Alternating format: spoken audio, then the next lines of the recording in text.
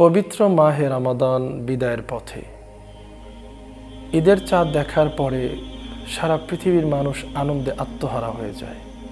পৃথিবীর প্রত্যেকটি দেশে দেশে, প্রত্যেকটি জনপদে, ঘরে ঘরে আনন্দের জোয়ার বয়ে যায়। মানুষ ঈদের আমেজে মাতোয়ারা হয়ে যায়। আল্লাহ সুবহানাহু ওয়া তাআলা রমাদানের কারণে কবরবাসীদের আযাবকে হালকা করে দেয়, জান্নাতের দরজা সমূহ খুলে দেয়, জাহান্নামের দরজা বন্ধ করে।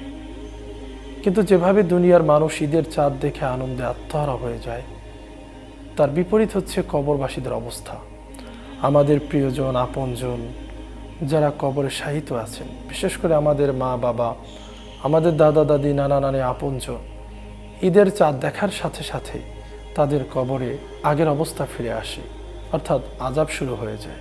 তাদের কথা একবার ভাবুন তো, যেই মা, যেই বাবা আমাদেরকে কোলে পিঠে করে আদর সোহাগ দিয়ে মাথার ঘাম পায়ে ফেলে হাত ধরে পথ চলা শিখিয়েছেন, এ পর্যন্ত নিয়ে এসেছেন, সেই মা বাবার কবরে আযাব শুরু হয়ে যাবে। আপনার আমার কি কিচ্ছু করণীয় নেই? হ্যাঁ, অবশ্যই আছে। রাসূল করিম সাল্লাল্লাহু আলাইহি ওয়া আলিহি ওয়াসাল্লাম আমাদেরকে সে ব্যাপারে দিক নির্দেশনা দিয়ে গিয়েছেন।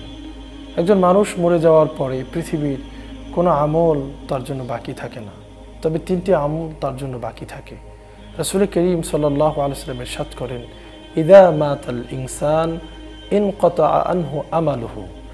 নবী করিম সাল্লাল্লাহু আলাইহি ওয়াসাল্লাম বলেন, যখন কোনো মানুষ মারা যায় তখন এই দুনিয়ার সমস্ত আমলের দরজা বন্ধ হয়ে যায়, তার থেকে আলাদা হয়ে যায়, কেটে যায়। ইল্লা মিন সালাসাতিন, তবে তার জন্য তিনটি আমল বাকি থাকে।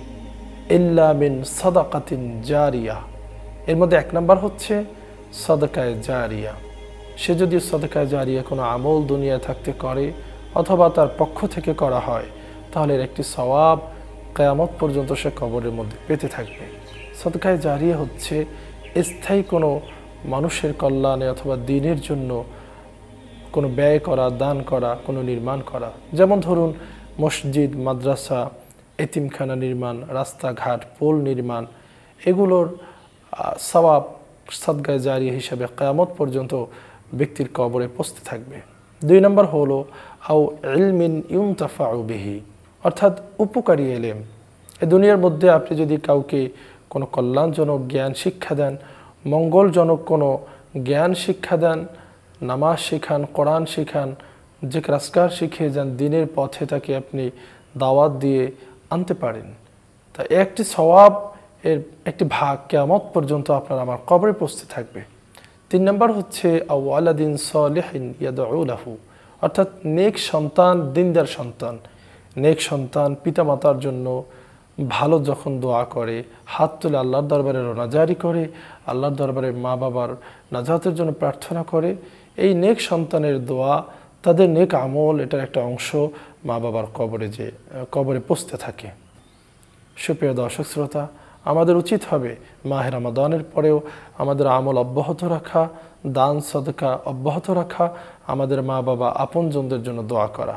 আল্লাহ তাআলা আমাদের সকলকে সহি বুঝ দান করুক।